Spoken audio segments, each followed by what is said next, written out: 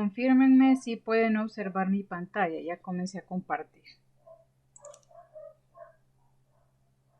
¿La pueden observar? Sí, doctora, sí se ve. Metabolismo de los carbohidratos. Eso es lo que observan en su pantalla, ¿verdad? ¿Sí? Metabolismo de los carbohidratos, ¿eso lo miran? Sí. Perfecto. Bien.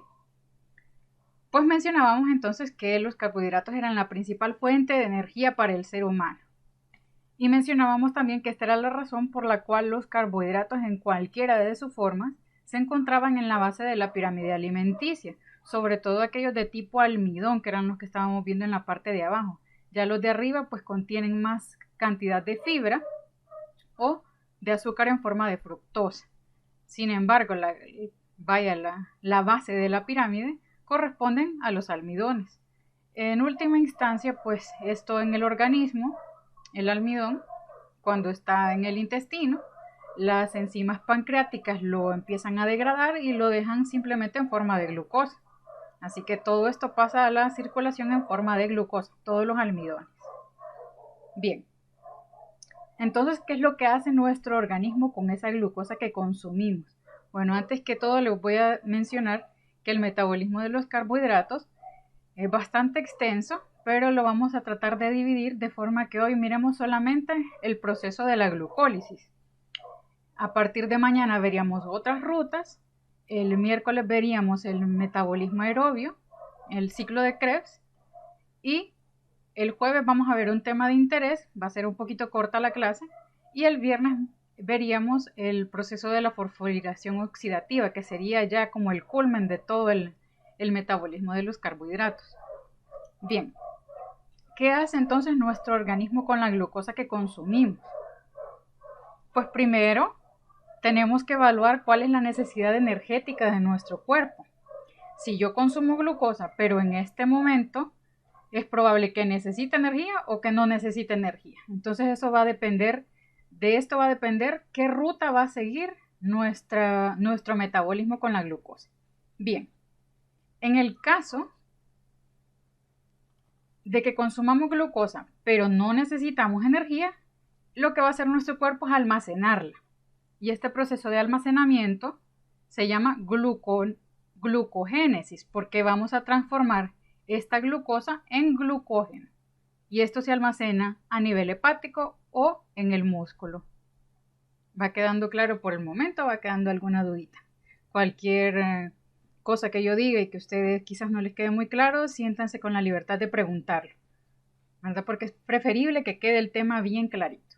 Bien, mencionábamos entonces, si no hay necesidad de energía, la glucosa que entra al cuerpo la almacena.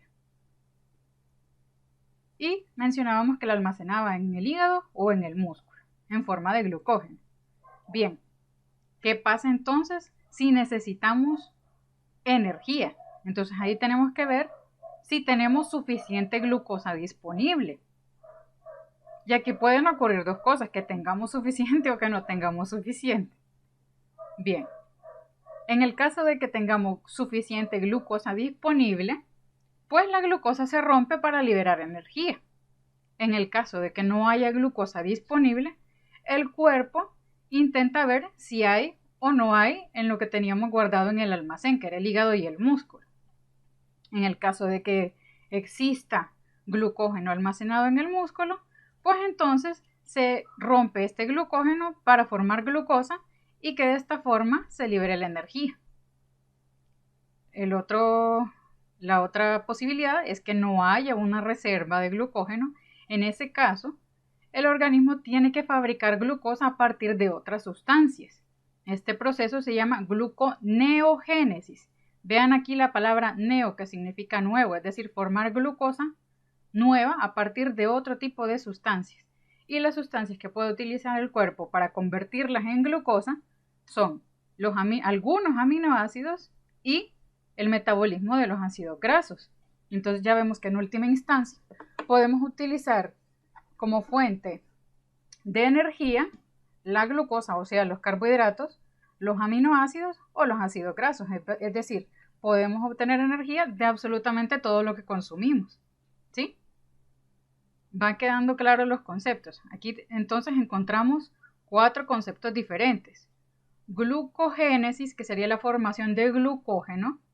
Glucólisis, que sería la ruptura de la glucosa para obtener energía.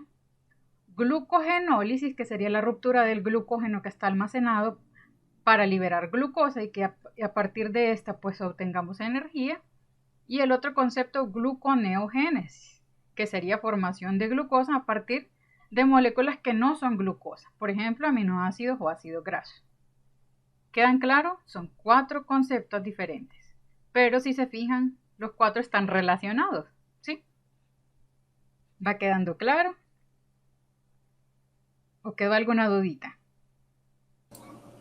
Está claro, doctora. No sé si cabe aquí, como por ejemplo cuando una persona hacemos dieta, Ajá. entonces que no, a veces, ¿verdad? Recomiendan, bueno, tantas dietas que hay que recomiendan no comer carbohidratos en la dieta keto. Sí. Entonces, es por esto, porque no sé, usted que doctora sabe, que dicen que pues al no comer carbohidratos como es una fuente de energía, entonces el cuerpo libera lo que es la grasa que tenemos para usarla esa como energía. Entonces ahí se supone que empieza uno a adelgazar, no sé qué tan cierto sea. Precisamente, aquí cabe mencionar, si usted se fija, tenemos que ver primero si hay o no hay almacenado. Porque si hay almacenado, lo primero que le va a comenzar a gastar es precisamente el glucógeno que tiene a nivel hepático o a nivel muscular. Hasta que agota estas reservas que comienza a quemar la grasa. ¿Verdad? No es que de un solo empieza a consumirse la grasa, sino que primero empieza con el glucógeno. Entonces usted va a ver, por ejemplo, que esas dietas a las que llaman cetogénicas también tienen, por decirlo, alguna pequeña desventaja que es la producción de cuerpos cetónicos dentro del organismo. Esto sería por la degradación de los ácidos grasos. Y lo vamos a ver también un poquito más a detalle cuando miremos el metabolismo lipídico. Sin embargo, esta presencia, por ejemplo, de cetonas suelen generar algunos síntomas que vamos a ver incluso en la diabetes, porque en la diabetes puede ocurrir que esa glucosa no se puede utilizar dentro del organismo. Entonces, la célula interpretar que no tiene glucosa, comienza a utilizar energía a partir de los ácidos grasos y de los aminoácidos, ¿sí? Tiene bastante similitud con la diabetes que es insulino resistente. Entonces, mejor dicho, con la que no tiene insulina, ¿sí? En ese caso, la presencia, por ejemplo, de cetonas dentro de nuestro organismo puede generar una alteración, primero, de la respiración. La segunda es que puede alterar el pH de nuestro organismo y a la larga eso viene siendo un poquito en detrimento. Entonces las dietas que son exentas al 100% de glucosa no suelen mantenerse por mucho tiempo. Usted la puede utilizar quizás por una semana, sobre todo por ejemplo cuando para la cirugía bariátrica, que es la de reducción de peso, le recomiendan que usted pierda una determinada cantidad de peso a la semana anterior a la que va a someterse usted a la operación. Y sobre todo en este tiempo le dan este tipo de dietas, las que son restrictivas para los carbohidratos. Pero como le digo, no son recomendables para mantenerlas a largo plazo. Entonces la mayoría de este tipo de dietas keto normalmente le dan a usted un tipo de suplemento que es como para amortiguar ese efecto de las cetonas que se van produciendo en el organismo. Es más, eso usted lo podría ver en un examen de orina, que si usted deja de comer glucosa o algún carbohidrato, usted va a comenzar a ver que va a producir cetonas en orina. Pero eso ya vamos a verlo un poquito más a detalle cuando miremos precisamente el metabolismo de los ácidos grasos, que sería ya la parte de donde obtendríamos la energía cuando no hay un aporte de glucosa y cuando ya nos hemos comido el glucógeno que está almacenado, ¿sí? Entonces la pérdida de peso con este tipo de dietas no es inmediata, sino que viene siendo un poquito gradual. Póngale que quizás como a la semana. Los primeros días usted no va a ver una pérdida considerable de peso porque lo que se está comiendo es el glucógeno. ¿Alguna otra dudita con respecto a este pequeño diagramita que tenemos acá? ¿O vamos bien?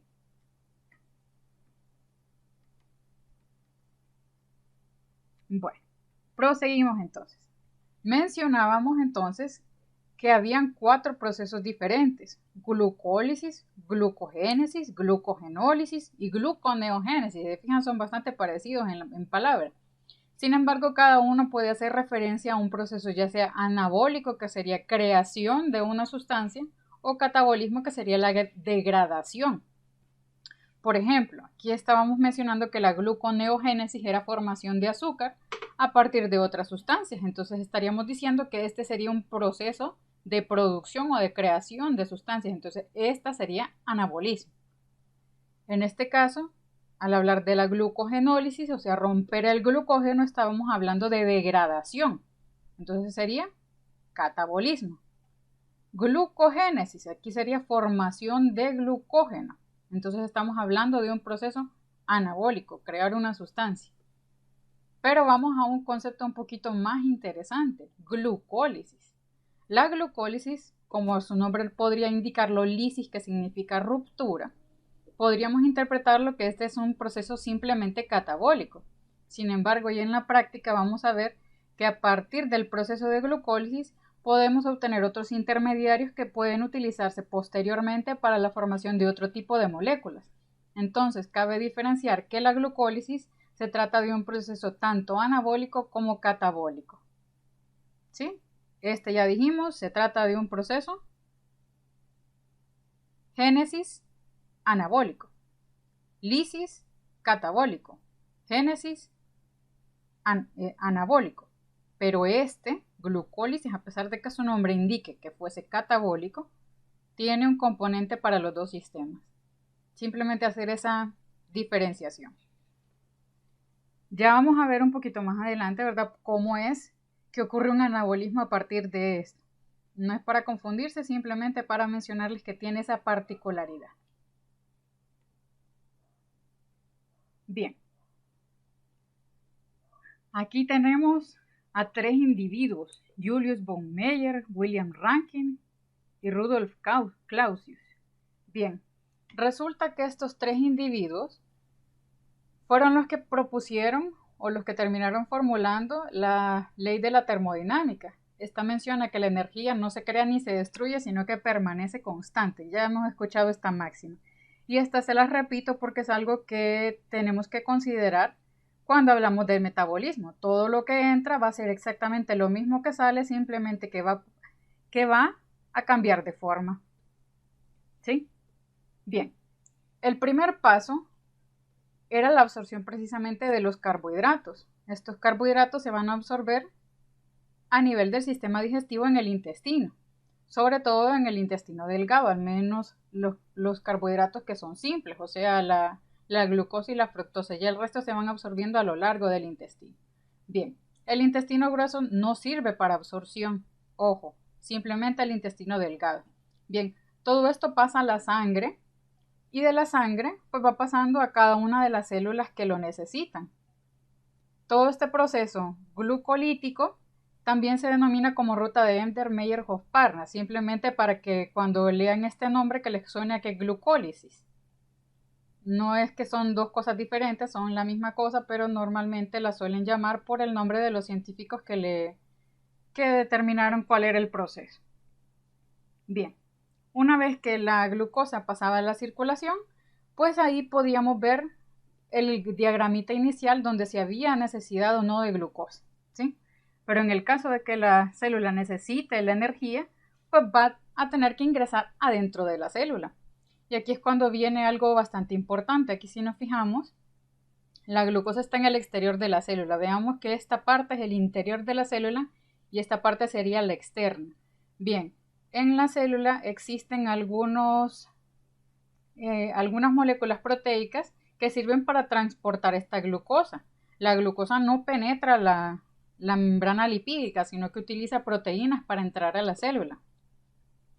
Pues bien, cuando hay insulina en nuestro cuerpo y esta insulina actúa a nivel celular, es que se estimula que esta glucosa entre a la célula. De lo contrario, la glucosa se queda afuera, porque este canalito no se abre.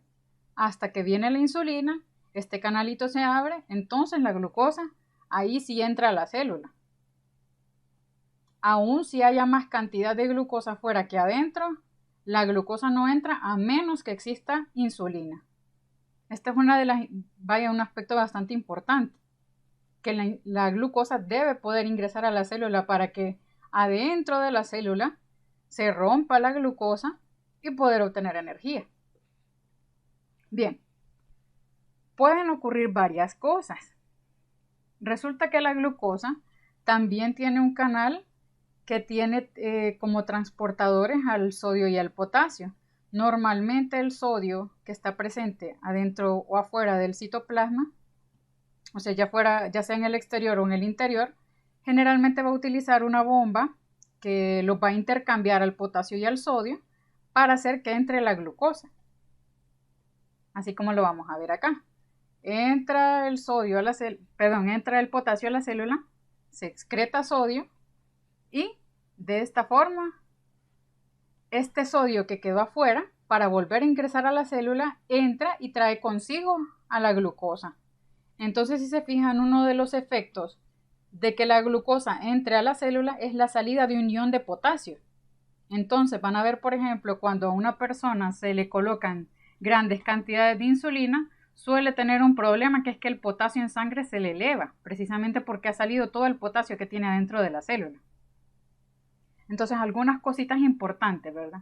Que la glucosa puede entrar por esos dos medios. Uno, que sea por acción directa de la insulina, o segunda, por un intercambio entre los iones de sodio y de potasio. Bien, para ver un poquito más cuál es el resultado, porque hasta el momento solo hemos visto que la célula consume la glucosa. Bien, de la célula de glucosa en el proceso de la glucólisis vamos a obtener estos componentes: 4 moléculas de ATP, 2 moléculas de piruvato y 2 moléculas de NADH. Este es adenosina nicotinamida, que en este caso va a estar hidrogenada. Bien, no vamos a entrar mucho en detalles con respecto a la vía que tenemos acá, porque lo vamos a ir resolviendo poquito a poquito. Simplemente para resumir la modo de diagrama, que se trata de un proceso un poquito largo, que en general puede comprender hasta 10 reacciones, y que ya vamos a ver que el resultado del proceso de la ruptura de la glucosa va a ser precisamente esto: 4 ATP, 2 piruvatos y 2 NADH. Ya posteriormente vamos a ir viendo para qué utiliza el cuerpo cada una de estas cosas. Bien, ¿cómo es que transformamos una sustancia en otra? Ustedes aquí ven dos ejemplos bastante burdos. Una mesa, convertirla en un pato, y ustedes me van a decir, esto es imposible. Bien, pero si yo lo escribo y le voy cambiando poquito a poquito las letras, ustedes van a ver que al final voy a tener de la mesa el pato, ¿sí? Este es un ejemplo bastante burdo que voy a utilizar simplemente para que se fijen que es un pequeño cambio el que va ocurriendo de una cosita a la otra. Y básicamente es lo mismo que va a ocurrir adentro del metabolismo. Vamos a ir cambiando poquito a poquito una sustancia para que termine convirtiéndose en otra. Bien, les mencionaba entonces que la glucólisis contiene 10 reacciones. Bien, podríamos dividirlo en dos fases. Cada una va a constar de 5 reacciones, y en la primera, si se fijan, vamos a requerir energía. El primer proceso de la glucólisis requiere energía. En total se utilizan 2 moléculas de ATP para el proceso de romper la glucosa.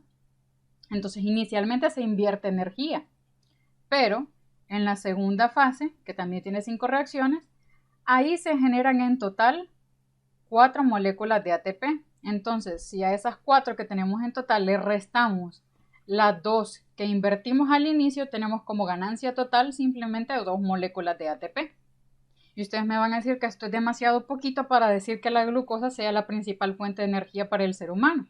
Sin embargo, vamos a ver que a partir de estos compuestos sigue todavía una larga cantidad de reacciones de las cuales se puede obtener energía.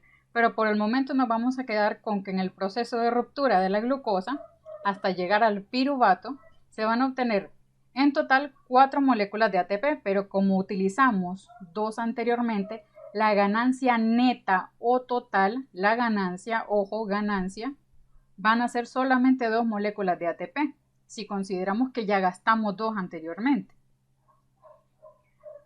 Para poner esto en perspectiva, si hacemos un balance, por ejemplo, de pérdidas y de ganancias, sabemos que en la pérdida aquí vamos a contar los 2 ATP que utilizamos al inicio y que como de ganancia total obtenemos 4, pues lo que corresponde es restarlo.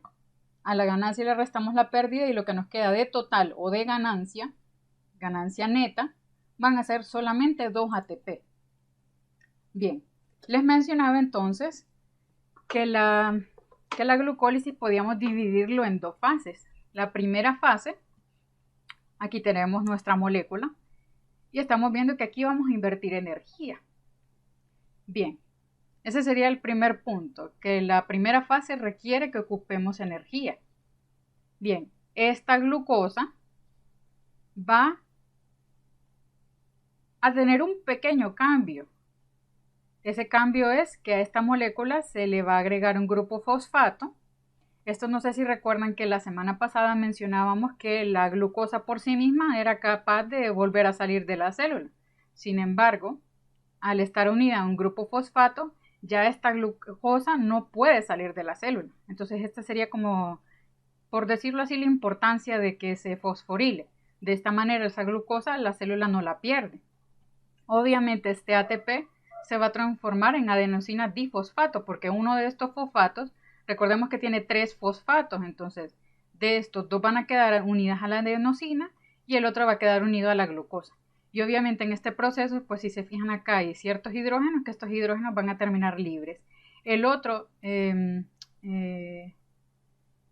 aquí sería el fosfato, pues este se queda unido en la parte de la glucosa. Y normalmente se une en el carbono 6, por eso es que se menciona que la glucosa sea glucosa 6-fosfato. Entonces vamos a partir 1, 2, 3, 4, 5 y este es el 6º carbono. Entonces glucosa 6-fosfato. Esta acción es mediada por una enzima que se llama hexoquinasa. Estas hexoquinasas dentro del organismo pueden haber 4 tipos. Estas son bastante sensibles a la cantidad de glucosa. Sin embargo, hay una en particular que es la cuarta, que esta se encuentra principalmente en el hígado, que su afinidad por la glucosa es un poquito menor y esto permite que el hígado precisamente sea uno de los principales reguladores de la glucosa. Cuando el cuerpo percibe que tiene poca azúcar dentro de su organismo, esta hexoquinasa pues es un poco más factible de que la libere. Bien. Otro aspecto importante es que la mayoría de las reacciones que dicen la palabra quinasa o que requieren ATP van a necesitar el ion magnesio como catalizador. Esto no significa que si yo no tengo magnesio, pues la reacción no ocurra, simplemente que ocurre quizás de una manera más lenta y por lo tanto podríamos deducir que la presencia de magnesio favorece esta reacción y que en caso, por ejemplo, de que una persona tuviese deficiencia de magnesio, su capacidad para convertir energía de la glucosa sea un poco menor. Entonces podríamos esperar que esta persona tuviese algún tipo de alteración de la glucosa en su sistema. Entonces esta sería una importancia sobre este ion magnesio que sirve precisamente para este tipo de reacciones. Entonces siempre que encontremos la palabra quinasa o sinasa, siempre va a incluir ahí un ion magnesio. Otro aspecto importante es que este proceso sufre una retroalimentación negativa, es decir, va viendo cuál es el resultado para ver si se favorece o no esta reacción. En otras palabras, cuando voy aumentando la cantidad de glucosa 6-fosfato, esta reacción eventualmente deja de suceder porque interpreta que ya rompió suficiente glucosa. En cambio, si ve que esta cantidad de glucosa es muy poquita, pues dice, hay poca glucosa 6-fosfato en nuestro cuerpo, entonces voy a seguir rompiendo glucosa. Permítame que creo que alguien se acaba de unir. Bien. Continuamos entonces. Este proceso de estar como intentando regular una sustancia en base a la cantidad que hay otra, se llama retroalimentación negativa y simplemente sirve para eso, para que si ustedes, por ejemplo, se dan cuenta que en su organismo hay poca azúcar, entonces el cuerpo no va a intentar romperla. Pero si el cuerpo necesita energía, entonces ahí va a empezar a romperla. ¿Sí? Es de acuerdo a la necesidad energética de la célula. Por el momento esto va claro o va quedando alguna dudita. Recuerden, no tengan miedo en preguntar, ¿verdad? ¿Va quedando claro les parece que está muy complicado. Para fines evaluativos no me interesa que se vayan aprendiendo los nombres, simplemente que vayamos como analizando qué es lo que va ocurriendo. Para empezar, aquí lo importante sería que la primera reacción ocupe energía y que todas las quinasas ocupan magnesio. Eso sería quizás lo más importante. Y el otro aspecto, ¿verdad? Que decíamos que la glucosa ocupaba el fosfato precisamente para no salir de la célula. Pues bien, la segunda reacción es hacer una isomerización. Ya recordamos que un isómero es que tienen la misma fórmula, pero con distinta distribución. Pues en este caso, si se fijan aquí va a tener la misma cantidad de carbonos, 1, 2, 3, 4, 5, 6. 1, 2, 3, 4, 5, 6. Aquí la diferencia, si se fijan aquí incluso está marcada, es que esta cambia la posición de sus grupos hidroxilos. En lugar de estar en el carbono 1 y 2, aquí ambos, vaya que como se formaba en el grupo, un grupo metil acá, esta para empezar cambiaba su estructura. En lugar de ser un anillo para 6 carbonos, pues aquí se convertía en uno solamente de 5 extremos, con grupos metilo, ¿sí? Aquí simplemente es que cambia de forma. Esto es por pura conveniencia. Porque si se fijan, posteriormente vamos a ocupar la introducción de otro ATP para convertir esta molécula en otra molécula que tenga 2 fosfatos. Y esto es porque se supone que en teoría esta molécula sería un poco más estable. Como mencionábamos entonces que las reacciones que ocupaban ATP requieren energía y que van a ocupar algún tipo de enzima que se llame sinasa, ya podemos identificar que esta reacción a fuerza va a ocupar magnesio. Desde antes de ver cuál fuese el resultado, solo con el hecho de que la reacción propicie el uso del ATP, pues esta reacción necesita magnesio. Bien, aquí si se fijan va siendo el segundo ATP que invertimos. El primero lo invertimos en la primera reacción y el segundo ATP se invierte en la tercera reacción. Bien, nuevamente volvemos a fosforilar la molécula que teníamos de glucosa. Si se fijan, uno estaba unido al carbono 6, que era el anterior, y ahora va a estar unido también otro fosfato en el primer carbono. Entonces, si le queremos dar el nombre, pues fructosa, porque la forma estructural es fructosa, 1 y 6 bisfosfato, es decir, que tiene 2 fosfatos. Y obviamente el ATP, como donó un grupo fosfato, pues se va a convertir en ADP y va a liberar un hidrógeno. Ojo, esta reacción es irreversible. Normalmente los procesos glucolíticos suelen utilizar el mismo tipo de enzimas cuando ocupamos formar glucosa de nuevo. Sin embargo, hay ciertas enzimas como la primera y esta tercera, cuyas reacciones son totalmente irreversibles, de modo que estos funcionan como puntos de control. Así que a medida que aumentan estas cantidades, pues la reacción deja de ocurrir.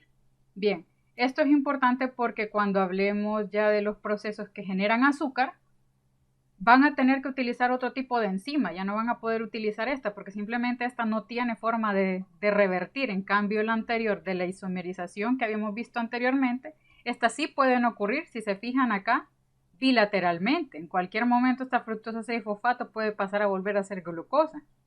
Sin embargo, esta última reacción no. Irreversible. Este es el aspecto quizás más importante de esta reacción. Bien, en la cuarta reacción ya tenemos acá una molécula que tiene 6 carbonos y 2 fosfatos. Pues bien, ahora lo que corresponde es partir a la mitad de esta molécula y que nos quede por un lado una molécula con 3 carbonos y un fosfato y en otro lado otra molécula con 3 carbonos y otro fosfato. Si se fijan aquí estos dos compuestos serían isómeros. En este caso en particular, pues esta sería una cetona y en este caso la primera sería un aldehído. Ya vamos viendo aquí el grupo funcional aldehído y acá el grupo funcional cetona. Bien, esta molécula se llama aldolasa. Si se fijan acá la reacción ocurre para ambos sentidos. Pues bien, la molécula que nos interesa tener va a ser el gliceraldehído 3-fosfato, pero tiene una estrellita acá porque esta es la que ocupamos. Si dijimos que estas dos moléculas tienen exactamente los mismos componentes y si les digo yo que esta es la que ocupamos, lo que esperaríamos a continuación es que esta molécula de fosfato de hidroxiacetona pase a convertirse en gliceraldehído 3-fosfato, ¿sí? Porque esta es la que les digo yo que voy a utilizar, pues efectivamente Esa es la quinta reacción. Bien, si se fijan y hacemos el conteo, tienen la misma cantidad de elementos. Tienen 3 carbonos, 5 hidrógenos, 6 oxígenos y un fósforo. Entonces lo que corresponde es tratar de convertir esta molécula en la otra. En este caso teníamos la fosfato de dihidroxiacetona. Si se fijan acá, las enzimas normalmente catalizan los dos tipos de reacciones. Sin embargo, para la particularidad de la glucólisis, lo que necesitamos es el gliceraldehído trifosfato. Este quizás es uno de los componentes del cual el nombre sí importa un poquito, porque a partir, por ejemplo, de los ácidos grasos podemos obtener este gliceraldehído. Entonces también a partir de ellos podemos convertirlo en energía. Bien, el nombre de las enzimas no es tan importante como saber cuál es la utilidad quizás de la reacción. En este caso la reacción es convertir el fosfato de hidroxiacetona hacia este lado en gliceraldehído trifosfato. Ya sabíamos, tienen la misma cantidad de componentes, simplemente es cambiarle un poquito la forma. Es decir, esta quinta reacción solamente ocurre para uno de los componentes.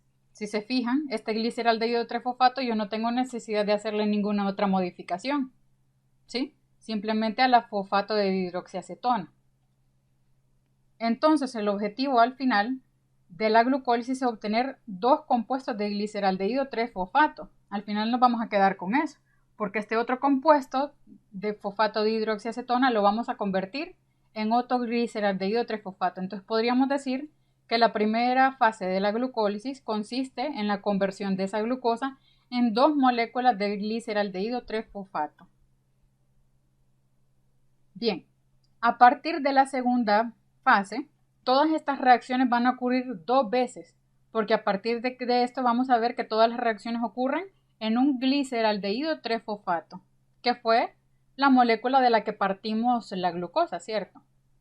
Pues bien, este gliceraldehído trifosfato lo que ocupa es incorporar otro fosfato dentro de su molécula. Pues bien, aquí si se fijan, para propósitos un poquito, si se recuerdan la imagen donde estaba la mesa y el pato, era ir haciendo pequeños cambios sutiles. Pues bien, acá en este caso en particular, este hidrógeno va a ser sustituido por un grupo fosfato, que se encuentra como en forma de fosfato inorgánico en el organismo. Pues bien, este fosfato inorgánico es una molécula de hidrógeno, una molécula de fósforo con 4 moléculas de oxígeno. Entonces, aquí este fosfato tiene 1, 2, 3 y 4. Y aquí tiene un hidrógeno, ¿sí? Este hidrógeno lo suelta y el otro hidrógeno que normalmente estaba adentro de este fosfato inorgánico pasa al NAD, al adenosina nicotinamida. Y este es el que gana aquí este hidrógeno. Si se fijan, la diferencia simplemente acá es que resultan 2 hidrógenos, uno suelto y otro que se une a la nicotinamida difosfato, a la adenosina nicotinamida, perdón. Pues bien, recordemos entonces que decíamos que los procesos de oxidación eran aquellos que ganaban oxígeno o que perdían hidrógeno. Entonces podríamos decir que esta es una reacción de oxidación, porque aquí esta molécula está perdiendo hidrógeno, ¿sí? ¿Queda claro este concepto? Este se trata de una oxidación porque esta molécula pierde hidrógeno. Recuerden, ganan oxígeno o pierden hidrógeno. Este concepto se va a repetir bastantes veces a lo largo del metabolismo en general de todo, tanto de los carbohidratos como proteínas como ácidos grasos. Pues bien, acá ya mencionaba, ¿verdad?, que el resultado sería, aquí el primero, un producto de adenosina nicotinamida que contiene hidrógeno. Pues bien, como esta sustancia contiene hidrógeno, adentro del organismo actúa como antioxidante. Bien, esto simplemente para ilustrarles que el fosfato inorgánico dentro del organismo se encuentra de esta forma. Porque si ustedes solamente miran la P con la I, no van a saber qué tipo de componentes tiene. Bien, en la segunda fase, la séptima reacción, también esta ocurre por 2. A partir de acá recordamos que todo comienza a ocurrir por 2 porque teníamos 2 moléculas. Lo que no quedó de la reacción anterior era que el glicerato tenía dos moléculas de fósforo, ¿sí? Dos moléculas de fósforo, una en el primer carbono y otra en el tercero. Pues bien, en este caso, en esta séptima reacción se va a producir el primer ATP. Pues bien, resulta que esta molécula es más capaz de donar su ion fosfato para un ADP.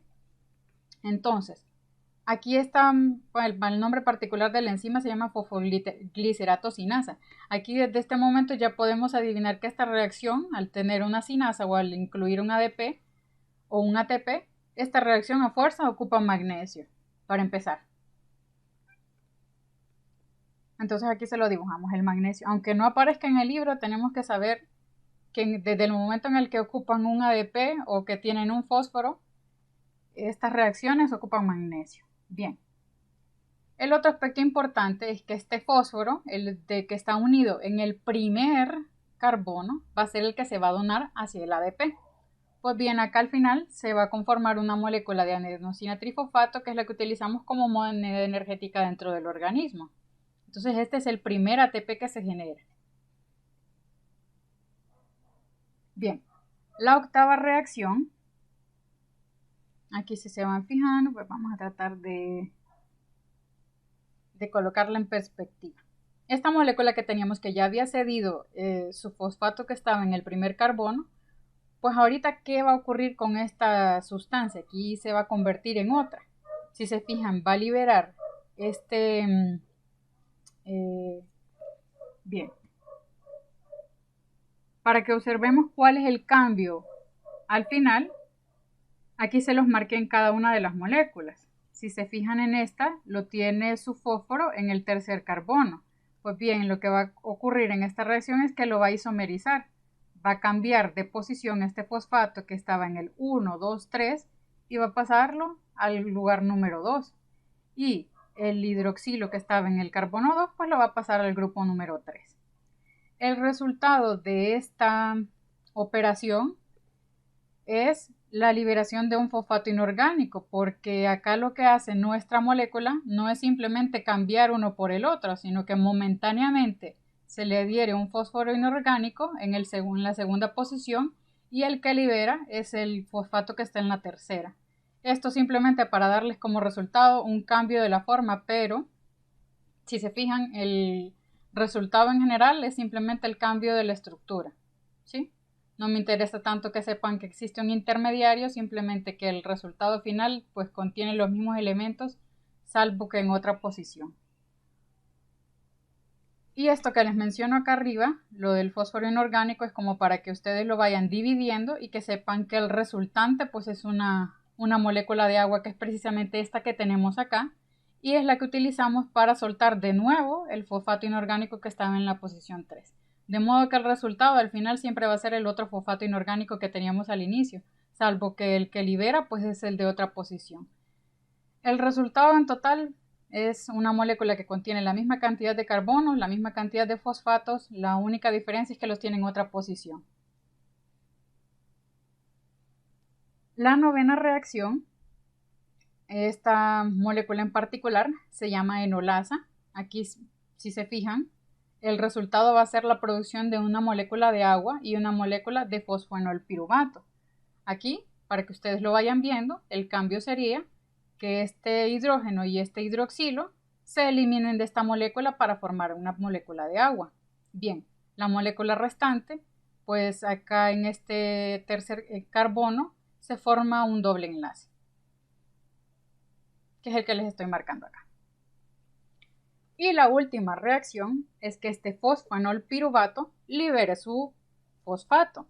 Pues bien, acá estamos mencionando también que ocupamos un ADP, el cual va a atrapar este fosfato y se va a convertir en ATP. Aquí esta sería la segunda ocasión en la que se produce un ATP. Pues bien, ya sabemos entonces que todas las reacciones que involucran un fosfato, un ADP o una sinasa involucran la presencia de un ion magnesio. En este caso, esta molécula se llama piruvato sinasa porque el resultado al final es un piruvato. Pero también, si se fijan, como las reacciones en este caso ocurren de las dos formas, es que esta molécula se le llama piruvato sinasa porque rompe este piruvato y lo convierte en otra cosa. Pero bien, no me interesa tanto, como les digo, el nombre, como saber que las moléculas o en general que las enzimas que requieren el uso de ADP necesitan a fuerza la presencia de magnesio. Pues bien, aquí el resultado es que tenemos un piruvato y si se fijan aquí tenemos dos formas. Tenemos una forma enol y una forma aceto. Simplemente saber que una de las dos es más estable, pero necesita que se le introduzca un ion hidrógeno. Entonces, si se fijan al final, pues acá esta tiene un hidrógeno más.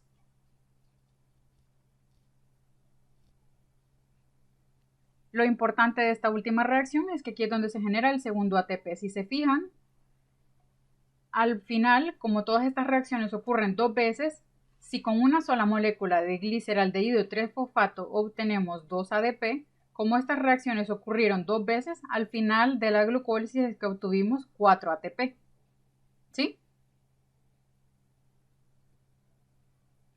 Y esta última reacción es irreversible. Ya cuando lo convertimos en piruvato es irreversible. Es decir, cuando pasa de su forma enol a una forma cetónica. Bien, ¿qué ocurre con el piruvato?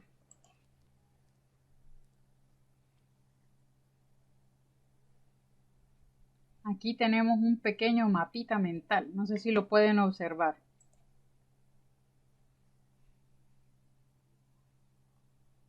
¿Se observa en la pantalla?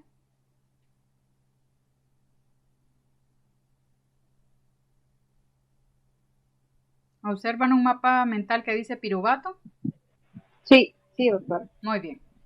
Pues al final, ¿qué va a ocurrir con ese piruvato? Pueden ocurrir varias cosas, pero antes que ponerme a explicar, vamos a ver la hora. Tenemos un ratito. Simplemente nos vamos a quedar hasta la explicación de este esquema. Pues bien, este piruvato depende si existe o no presencia de oxígeno o no. En caso de una o de la otra, pues puede ocurrir un proceso metabólico o no.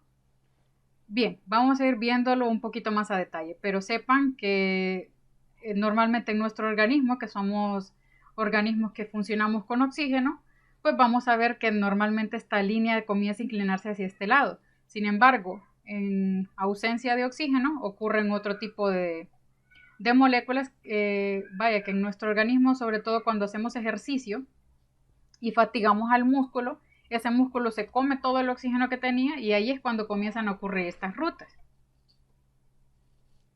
Bien, vamos a ver qué ocurre. En ausencia de oxígeno, lo que ocurre es una fermentación homoláctica, que es cuando se genera el lactato. En otra de las reacciones posibles era que ese piruvato pasase a ser una fermentación alcohólica. Y de aquí es donde obtenemos, por ejemplo, los vinos, la cerveza, etcétera, que es a base precisamente de un monosacárido que puede o que tiene la capacidad de fermentarse. Otra de los aspectos importantes es que esta fermentación alcohólica genera dióxido de carbono. Bien, la otra posibilidad, como ya sabemos, nuestro organismo que funciona con oxígeno, pues estas moléculas de piruvato van a pasar al ciclo del ácido cítrico para obtener energía de ellos. Y en este caso, pues lo que va a generar nuestro organismo van a ser estos resultados. Hidrógeno, agua, esta molécula que funciona como antioxidante y dióxido de carbono. Y si recuerdan, cuando mencionábamos el proceso, por ejemplo, de la fotosíntesis, decíamos que nuestro organismo era capaz de convertir la molécula de glucosa finalmente en agua y dióxido de carbono. ¿Sí? Mientras que la fotosíntesis era capaz de utilizar el dióxido de carbono y el agua para formar glucosa. No sé si por el momento va quedando claro o quedamos un poquito enchibulados. ¿Cómo vamos con el contenido? ¿Qué tal les pareció la glucólisis? ¿Es un poquito larga, quizás dirán ustedes? Recuerden, lo importante no es conocer tanto el nombre de la sustancia o de la enzima, como saber algunas de las cositas, sobre todo de la ganancia energética que tiene la reacción, que al final de cuentas de una molécula de glucosa en el proceso de la glucólisis, lo que obteníamos eran 4 ATP, Sin embargo, decíamos que ya habíamos invertido 2, de modo que de ganancia total solamente quedaban 2, ¿sí? Y el otro aspecto importante, pues que las moléculas que dicen sinasa, esas enzimas que dicen sinasa, o en cada caso que ustedes miran que dentro de la reacción se ocupa un ATP o un ADP, esa reacción a fuerza necesita magnesio. El resultado final de esta glucólisis sería que obtengamos 2 moléculas de piruvato, ¿sí? Las 2 moléculas de piruvato y los 2 ATP, que quedaron como ganancia, ¿sí? ¿Cómo vamos con esto? ¿Qué tal lo vieron? Es un proceso largo este. Es largo, sí, pero como les digo yo no quiero complicarme con los nombres de las enzimas ni esas cosas. Me interesa más esta partecita que les voy a poner acá. ¿Cuál es el resultado? ¿Cuál es la ganancia? ¿Sí? Esta parte sí me interesa. Necesitamos la inversión de 2 ATP, ganamos 4 ATP, por lo tanto el total o neto, ¿sí? La ganancia total o neta son solamente 2. De la ruptura de una molécula de glucosa obteníamos 2 piruvatos y 2 moléculas de NADH, que estas al final tienen una función como antioxidante dentro del organismo, y más o menos el viernes iríamos viendo cómo es que estas las ocupa nuestro organismo para generar más ATP, porque por el momento solo llevamos 2 y 2 es bastante poquito.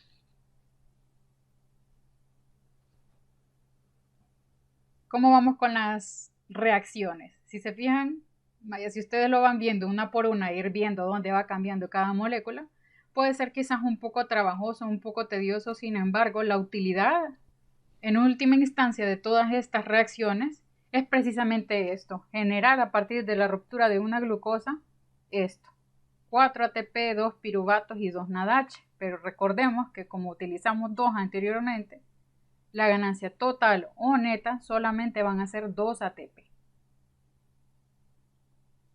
Y los 2 piruvatos que nos quedaron, que ya después estos vamos a ir viendo cómo estos entran al ciclo del ácido cítrico. Y estos cómo van a la parte de la cadena de transporte de electrones para generar más ATP. Pero por el momento solo tenemos estos: 2 ATP, 2 piruvatos y 2 NADH.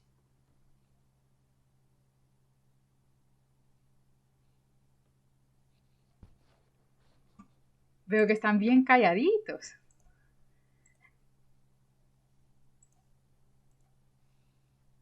Doctor, yo no sé si me estoy equivocando, pero verdad que también hay un cuadro, pero creo que ese es en el ciclo de Krebs, ¿verdad? Ajá, que hay un ciclo bastante grandecito, una como circulito. Ajá. Ese es hasta el ciclo de Krebs. Ajá. Pero es algo parecido a la glucólisis, ¿verdad? Es parte de, si se recuerda, al final estaba mencionando yo que ese piruvato que obteníamos de la ruptura de la glucosa lo podíamos llevar hacia ese ciclo de Krebs. Sí. Bueno, ya vamos a ver cuando miremos precisamente el ciclo de Krebs, que yo creo que va a ser el miércoles, que vamos a ver cómo es que se utiliza ese piruvato para ese ciclo de Krebs en particular. Pero sí, es parte de lo mismo. La ruptura de la molécula de glucosa no termina con esto, ¿sí? Y como le digo yo, a partir de una molécula de glucosa, decir que solamente obtuvimos 2 ATP, suena bastante poquito como para decir que sea la principal fuente de energía en los seres humanos. Con las moléculas esas que nos quedaron, recuerden, quedó como ganancia 2 ATP, 2 piruvato y 2 NADH. Bueno, a partir de esas moléculas que quedaron, el organismo tiene mecanismos para obtener energía de ellos. Pero por el momento no los quiero abrumar dándoles todo el metabolismo de un solo, sino que por poquito, ¿verdad? Para que vaya quedando un poquito claro. Como les digo, no me interesa tanto el que se sepan el nombre de las enzimas, o que pasa a tener cuánta cantidad de hidrógenos o cuánta cantidad de carbonos. Eso realmente no tiene una importancia, porque si uno se lo memoriza al día siguiente, ya ha perdido el 10% de esa cantidad de lo que se memorizó. Entonces para mí realmente no tiene ninguna utilidad que usted se aprenda cada nombre de la enzima. Sí que usted comprenda de qué se trata el proceso, es decir, que de la glucosa usted lo va a romper al final en 2, que al final ya sabíamos, ¿verdad?, que la glucosa tenía 6 carbonos. y que la última molécula que va a ser el piruvato pues solo va a tener 3 cada uno. Por lo tanto, podríamos deducir que lo que obtenemos al final son 2 piruvatos. No me interesa, como le digo, que se sepan cada tipo de reacción que si es hidroxilación, que si es oxidación, que si es... Eso realmente no tiene una importancia a la hora de la práctica. Pero sí los hechos esenciales que les mencionaba, ¿verdad? Que todas esas moléculas que dicen quinasa o sinasa necesitan magnesio, y todas las que dicen ATP, ADP, todas esas enzimas ocupan magnesio, todas, todititas. Aunque no salga en el libro el magnesio, esa enzima téngalo por seguro que necesita magnesio.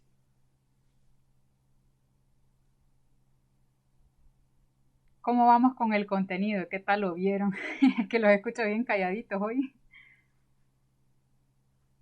Asustados. Sí, yo el fin de semana estuve leyendo el capítulo 9, más o menos, doctora. Pero es bien interesante realmente. Bueno, si usted se fija, como le digo, al final no me interesa a mí que usted se conozca, vaya nombre por nombre cada molécula, sino que la utilidad, ¿verdad? Entonces no se vaya a estresar tanto con los nombres de esas sustancias.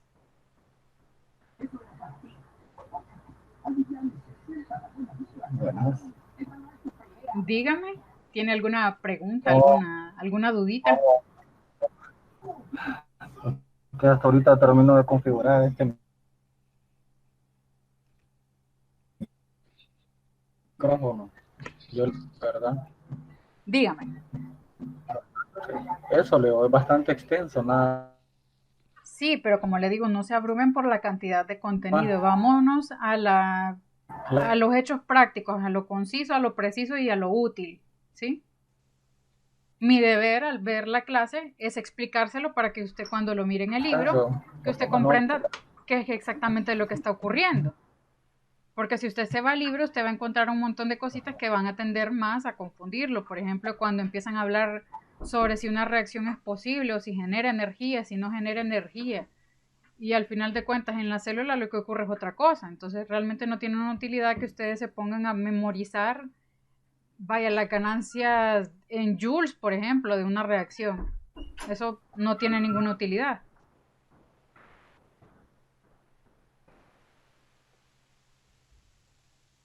Así que no se me vayan a abrumar con el contenido. Y simplemente el objetivo era ver cómo rompíamos esa glucosa.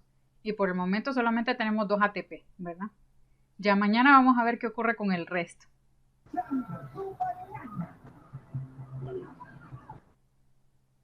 ¿Quedó alguna duda? ¿Alguna preguntita sobre lo que vimos? Díganme. La otra semana es el examen, ¿verdad, doctora? El Sí, martes. martes. Habíamos quedado que el martes. Ok.